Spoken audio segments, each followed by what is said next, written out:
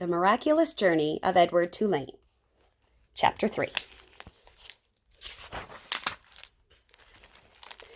"She is called the Queen Mary," said Abeline's father, "and you and your mamma and I shall sail on her all the way to London."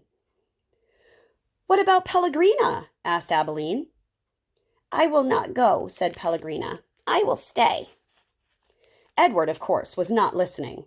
He found the talk around the dinner table excruciatingly dull. In fact, he made a point of not listening if he could help it.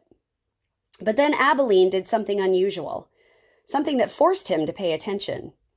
As the talk about the ship continued, Abeline reached for Edward and took him from his chair and stood him in her lap. "And what about Edward?" she said, her voice high and uncertain. "What about him, darling?" said her mother. "Will Edward be sailing on the Queen Mary with us?"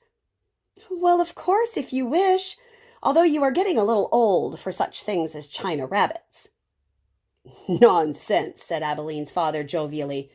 "Who would protect Abeline if Edward were not there?" From the vantage point of Abeline's lap, Edward could see the whole table spread out before him in a way that he never could when he was sitting in his own chair. He looked upon the glittering array of silverware and glasses and plates. He saw the amused and condescending looks of Abeline's parents, and then his eyes met Pellegrina's.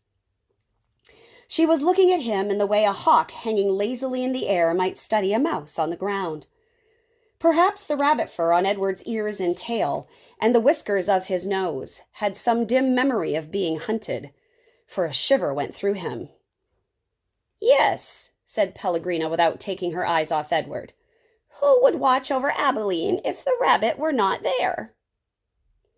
That night, when Abeline asked, as she did every night, if there would be a story, Pellegrina said, "Tonight, lady, there will be a story." Abeline sat up in bed. "I think that Edward needs to sit here with me," she said, "so that he can hear the story too." "I think that is best," said Pellegrina. "Yes, I think that the rabbit must hear the story." Abeline picked Edward up, sat him next to her in bed, and arranged the covers around him. Then she said to Pellegrina, "We are ready now." "So," said Pellegrina. She coughed.